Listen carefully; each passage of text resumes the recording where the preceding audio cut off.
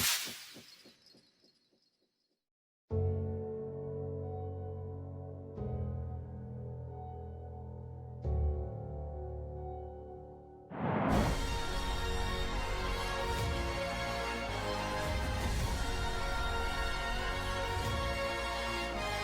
ne parle pas du combat des shippers de Reylo contre les anti-Reylo qui se donnent depuis 4 ans et qui est vraiment triste. Je parle aussi de la surprise assez hilarante de l'audience générale à la suite du bisou. Reconstitution. Oh, et ils s'aiment maintenant. Ils s'aiment maintenant. Ils s'aiment maintenant. Mais comment ça, ils s'aiment maintenant? Depuis quand? Depuis le début. Quoi? On n'a pas dû regarder les mêmes films, hein? Ok, non, depuis le début je mens. Ray a commencé à éprouver des sentiments pour Ben dans la scène du toucher de main, et Ben il a flashé sur elle à ce moment-là. Et là. Et là. Dès qu'il la voit, il est intrigué par elle. C'est la seule personne pour laquelle il enlève son casque volontairement sans qu'elle lui ait demandé. Il lui expose sa vulnérabilité. C'est la seule qui peut l'appeler Ben sans qu'il s'énerve, alors qu'il déteste son nom. C'est expliqué dans les comics, mais il détestait être associé à Obi-Wan Kenobi, comme s'il était forcé d'être comme lui. Il était perdu et en quête de sa véritable identité, et Snoke en a profité. Et puis, t'as pas besoin de chercher plus loin que ça. Il a 29 ans, il a jamais été intime avec une fille de sa vie, donc évidemment, avec les hormones, une belle fille, il y a plus personne. Une belle fille forte, courageuse, avec du caractère. Il pouvait tomber amoureux. C'est bien le fils de son père. Et puis, il a senti sa solitude et sa douleur. Il s'est reconnu en elle, parce que malgré son image de masculinité toxique qu'il essaie de se donner, influencé par Snoke, qui veut lui faire croire que l'amour et la compassion sont des faiblesses qu'il doit détruire, il demeure un garçon incroyablement empathique. You have compassion for her. Pourquoi croyez-vous qu'il laisse Finn tranquille alors qu'il l'a définitivement repéré? Parce qu'il ressent en Finn la même culpabilité qu'il ressent en lui. Rey et Ben sont incroyablement semblables malgré tout ce qui les sépare. Solitude, sentiment de rejet et d'abandon, conflits familiaux, quête d'identité et de leur place dans cette histoire. Et puis, désolé, mais dans la forme, cette romance est parfaitement logique. La prélogie raconte la romance des grands-parents de Ben. La trilogie originale raconte la romance des parents de Ben. Donc évidemment que Ben allait être au centre de la romance principale de sa trilogie à lui. Cette saga raconte entre autres les histoires d'amour des Skywalker sur 3 générations. Et puis ça va avec la formule d'une romance principale dans une trilogie Star Wars. Dans le premier film, le gars tombe amoureux. Dans le deuxième film, les deux se rapprochent et la fille développe des sentiments pour le gars. Et dans le 3, c'est officiel, sans parler du dialogue sur la peur entre les 3 principaux couples de cette saga. N'aie pas peur. Je n'ai pas peur de mourir. Mais de quoi avez-vous peur? J'ai peur. Peur, je le ressens aussi. Non, c'est toi qui as peur. Alors oui, Ben et Rey ne se disent pas concrètement je t'aime, mais ça se voit qu'ils s'aiment, pas besoin de le dire. Et puis, ils ont leur façon de se dire je t'aime. Pour Ben, c'est... Tu n'es rien, mais pas pour moi. C'était sa façon maladroite et tordue de dire je t'aime. Le gars qui s'est fait abuser toute sa vie pour son héritage et où personne ne s'intéressait à qui il était, lui dit peu m'importe d'où tu viens et qui tu es importante pour moi. Et pour Rey, c'est le je voulais prendre ta main, celle de Ben. Et puis, c'est elle qui l'a embrassé hier. Justement, parlons-en du baiser. Certains qui ne voyaient pas de romance l'ont justifié en disant que c'était juste une pulsion, juste pour le remercier. Mais après tout ce qui s'est passé entre eux avant cette scène, non. C'est bien plus. Surtout vu la manière dont ils s'étreignent. C'est une sacrée grosse pelle quand même. Et puis désolé, mais personnellement, je ne donnerai pas littéralement ma vie à quelqu'un à moins de l'aimer plus que tout au monde. Suite à ce baiser, d'autres ont réagi parce qu'ils pensaient qu'ils avaient plus une relation frère-sœur. Alors, que l'on veut qu'ils aient une relation frère-sœur ou juste amicale, je veux bien. Mais nier les faits, c'est nier les faits. Je veux dire, il y en a plein qui auraient voulu que Poe et Finn soient gays. Ça, c'est pas fait. Mais certains pensent vraiment que ce baiser était juste fraternel, en partie suite à une citation de J.J. Abrams sortie de son contexte. Un bisou fraternel. Est-ce que t'embrasses ta sœur? Alors, la citation de J.J. Abrams est sortie de son contexte, ce que les haters adorent faire. C'est comme dire que Daisy Ridley ou J.J. Abrams ont détruit Reylo. Oui, détruit Reylo, tout à fait. Ou que Mark Hamill déteste les derniers Jedi. Pour ça, suffit de déformer leurs propos et de les sortir de leur contexte. C'est très courant dans la vraie vie. Non, J.J. Abrams se disait qu'au début, quand il a commencé à écrire le 7, il n'était pas sûr de la nature de la relation entre Kylo et Rey, qui aurait pu être romantique comme fraternelle. Et ensuite, Rian Johnson a confirmé une de ses possibilités. 2. Dire que le baiser n'est pas romantique mais fraternel, donc platonique, est une chose. Mais considérant le fait que Rian Johnson et Mark Hamill ont comparé la scène du toucher de main à une scène de sexe, plus le rap sexy de Daisy Ridley, Kylo won't put on a shirt. Kylo is kind of a flirt. ainsi que la grosse tension sexuelle et romantique entre les deux, s'ils ont une relation frère-sœur, ça fait très Lannister. Et non, vous ne pouvez pas comparer à Luke et Leia, parce que A. Leia a juste embrassé Luke pour rendre Han jaloux, B. Ils ne savaient même pas qu'ils étaient frères et sœurs, et C. Leur baiser dure 3 secondes. Celui entre Ben et Rey, 10. Oui, j'ai chronométré, je suis une psychopathe. Évidemment que ça voulait pas juste dire merci ou je t'aime mon frère. Et bordel, vous avez vu comment il se regarde. Surtout Ben. Alors lui, champion du monde, je regarde mon ennemi comme si c'était la 7ème merveille de toute la galaxie. Sans compter le fait que Driver et Ridley ont vraiment une bonne alchimie. Et puis, lors d'une interview où il écrivait le set, J.J. Abrams a confirmé qu'il y allait avoir une histoire d'amour, mais différente. Donc, des ennemis qui tombent amoureux, oui. Évidemment. Et puis, il a aussi dit que ce 9ème film était romantique. À part ça, qu'est-ce qui peut être romantique dans ce film? Fine Rose, avorté. Fine Poe ou Fine Ray, ça c'est pas fait. Poésorie, pas conclu. Y a pas 50 autres possibilités. Vous allez quand même pas me dire que la romance principale de cette trilogie, c'est celle entre cette bibiche et sa copine pilote figurante quand même. Alors après, il y en a qui peuvent dire que J.J. Abrams n'est pas forcément pro Halo et que Disney a insisté pour ce bisou pour le fanservice. Et là intervient Marianne Brandon, la monteuse de Star Wars 9. Elle a confié qu'elle avait coupé différentes versions de cette scène finale entre les deux personnages. J'ai toujours dit, le film nous dira s'ils doivent s'embrasser ou non. Nous saurons au moment où nous arriverons à la fin de notre processus, si cela doit se produire. Et je pensais que ça devait se faire. J.J. Abrams était d'accord avec moi, comme d'autres personnes qui ont vu le film l'étaient. Le large sourire de Benou, qui sourit enfin après 3 films à tirer la gueule, ainsi que la forte alchimie entre Adam Driver et Daisy Ridley, semble avoir tranché la question. Et oui, les rageux qui disent que maintenant même Twilight est toujours une meilleure romance que Halo, parce que au moins dans Halo, les acteurs jouent bien, ont une bonne alchimie, eux. Mais cette romance pose problème. Certains la considèrent comme étant malsaine, toxique et abusive. Ils sont dans des camps ennemis, évidemment qu'ils vont se battre. Et désolé, mais la vraie relation abusive mise en place dans cette trilogie, c'est celle entre Ben et Snoke, ou Star Wars et ses fans toxiques. Donc, je me dois de réfuter toutes les insultes que Ben s'est pris. Insultes que Disney a malgré tout décidé d'écouter. On y revient. 1. Abuseur. Pour la scène de l'interrogatoire. C'est une atteinte à la vie privée. Oui, c'est mal. Cette scène n'a rien de romantique. Mais ce n'est ni du viol, ni de la torture. Avec Poe, c'en était.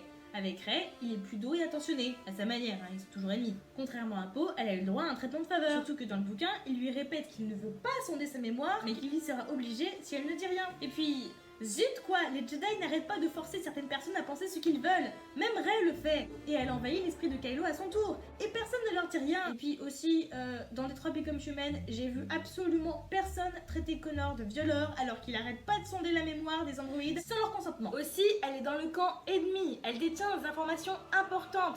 C'est son job de devoir l'interroger pour son patron. Si la résistance avait pu capturer quelqu'un du premier ordre avec des informations importantes concernant Luke, il l'aurait interrogé pareil, et certainement pas avec des cookies. C'est la guerre. Comment vous croyez que ça marche? Et pour la fois où il l'a projeté sur un arbre, bah, elle allait lui tirer dessus. Légitime défense, quelqu'un? Ils sont toujours ennemis. Et c'est la seule fois où il la blesse. Red de son côté. 2. Néo-nazi. Bon, je vais faire ça rapidement, mais non, Halo n'a pas d'idéologie propre. Voir la vidéo de Lindsay Ellis pour ça. Il est persuadé que sa famille et la résistance sont des terroristes. Merci Palpatache. Et qu'il est du bon côté. Tu veux parler de ces assassins, ces traîtres et ces voleurs que tu appelles tes amis? Écoute, tu viens me sauver. Je te propose de t'évader. Il est manipulé. Et tuer Snoke n'a rien changé puisque c'était Palpatine depuis le début et qu'il est toujours en vie. 3. Misogyne. Misogyne. Vous avez vu comment il traite les hommes dans ses films.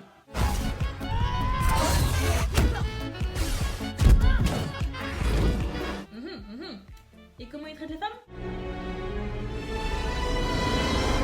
Jamais je ne me suis sentie aussi seule. Tu n'es pas seul. Tiens, c'est un peu comme si les femmes faisaient justement ressortir le meilleur de lui. Zut, c'est justement grâce à Rey et sa mère qu'il va revenir vers la lumière. 4 manipulateurs. Depuis quand on a montré que c'en était un? Depuis quand c'est Palpatine Junior le gars? Un manipulateur froid et calculateur? Parce que c'est vrai qu'on a montré qu'il n'était pas du tout du genre super émotif. Bref, dans la scène de la demande, je veux bien croire qu'il y avait une pointe de manipulation dans son discours, ce à quoi il a été habitué toute sa vie. Mais il n'empêche qu'il était 100% sincère. Déjà, Rian Johnson l'a confirmé, mais vous savez ce qui le prouve encore plus? Le jeu d'Adam Driver. Regardez comment il joue la forte émotion sincère à la fin du film A Marriage Story. Il ravale sa salive, larmes aux yeux, menton qui tremble et tête de chipmunk. Vous allez quand même pas me dire que dans cette scène, il essaie de manipuler son fils. Si, et dans Star Wars 8, il ravale sa salive, larmes aux yeux, menton qui tremble et tête de chipmunk. Il l'a joué 100% sincère. Tada! Il s'est juste très mal exprimé. Évidemment qu'il est pourri dans les relations sociales. Vous avez vu qui il a comme coach? Et puis, s'il avait voulu l'isoler et la manipuler, il lui aurait jamais dit ça. Tu n'es pas seul. Tu seras sans doute soulagé d'apprendre que je n'en sais rien. Je suis un monstre. Je sais pas, je trouve ça vachement contre-productif comme manipulation. Vous imaginez pas Palpatine dire... Au fait, Ali, me fais surtout pas confiance. Je suis un gros connard opportuniste qui a l'intention de t'utiliser afin de détruire ta vie. Oh, et nos petits-enfants vont faire de magnifiques bébés. 5 meurtriers de masse. Bon, alors, déjà, si vous détestez l'idée qu'un meurtrier de masse dans une fiction ne se passant pas dans un univers réaliste et un arc de rédemption, voire une romance ou une relation familiale / amicale avec un des héros, Regardez jamais Buffy contre les vampires. Ni Once Upon a Time. Ni les films Marvel. Ni Disney. Ni Star Wars en fait. De 1. De 2, c'est la guerre. Évidemment qu'il va tuer des gens. Si le système planétaire dans le 7, c'est pas lui. C'est Hux et Snoke. Je sais que vous n'arrivez plus à prendre Hux au sérieux après le 8, mais quand même. Dans le bouquin, Kylo s'oppose totalement à cette idée. Mais qu'est-ce que tu voulais qu'il fasse? Pour les villageois, oui, c'est mal. Il le sait et il le regrette, comme je l'ai expliqué. Il le reconnaît. Mais encore une fois, il est manipulé et abusé. Il ne tue pas des gens par plaisir. Comme les Stormtroopers en fait. Bah oui. Finn aurait pu tuer des gens sans se poser de questions avant sa prise de conscience. Merde, c'est peut-être même le cas de Jana et son groupe. Et ils auraient eu leur rédemption pareil. Aussi, le temple Jedi, c'est pas lui.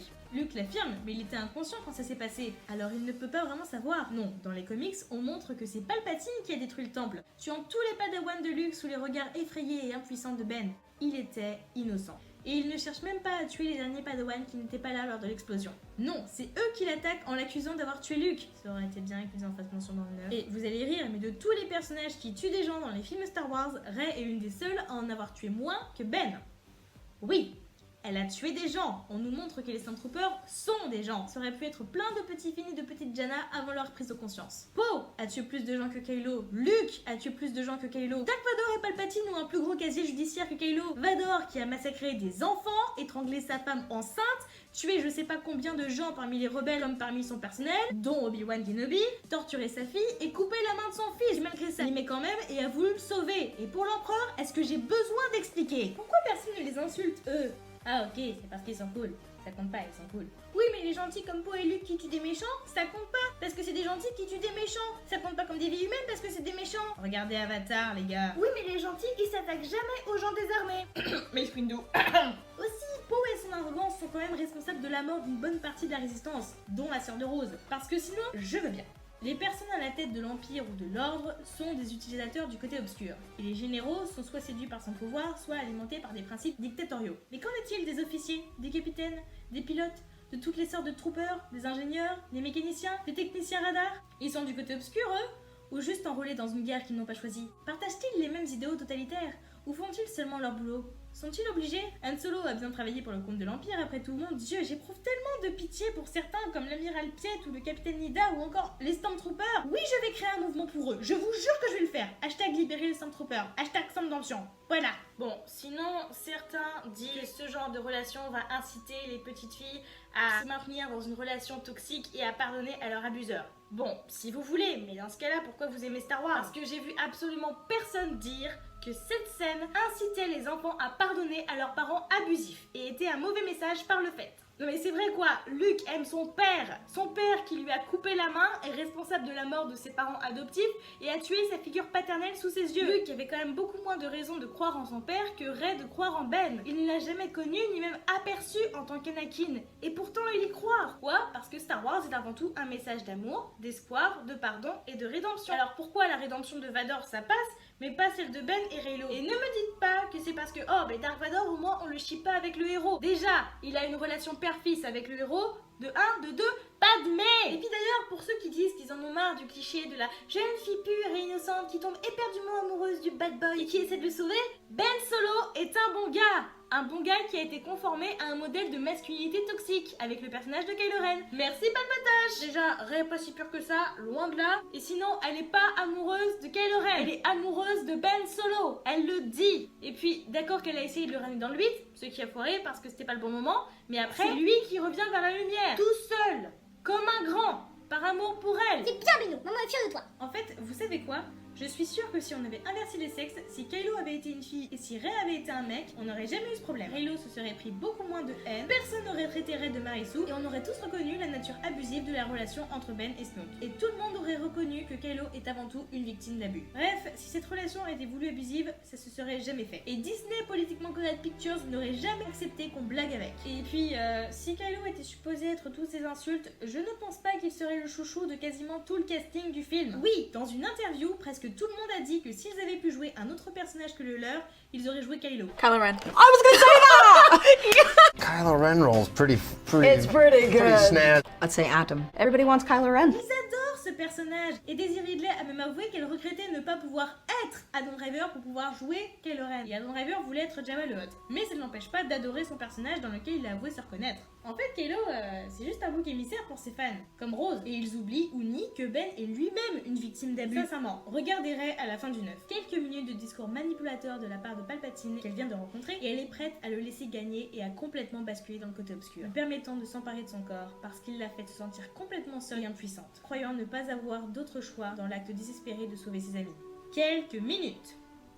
Alors imaginez toute une vie. Les anti-Kylo le traitent de tous les noms alors que c'est un personnage tragique, qui n'avait jamais rien demandé, sur lequel un être maléfique s'est acharné. Encore une fois, il a été accusé à tort, manipulé, abusé, forcé de tuer ses proches, il a vécu l'enfer, a malgré tout réussi à se défaire de son abuseur et à redevenir lui-même, et à la fin, alors qu'il n'a jamais eu l'occasion de la vivre, il abandonne tout et donne sa vie pour sauver Rey sans hésiter une seule seconde. Mais fuck ces connards, ça c'est un vrai héros, et une des plus belles histoires d'amour que j'ai pu voir. That's love, bitch. Tu m'étonnes qu'il soit chouchou de tout le casting. Ce jeune homme mériterait une putain de statue en cookie à son effigie. Mais cela nous amène malheureusement au dernier défaut important du film, la fin.